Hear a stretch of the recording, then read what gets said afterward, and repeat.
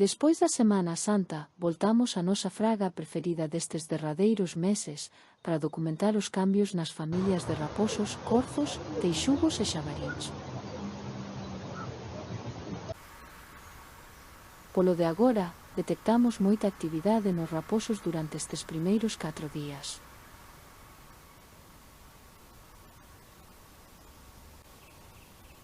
Na familia de corzos só vemos 2 machos.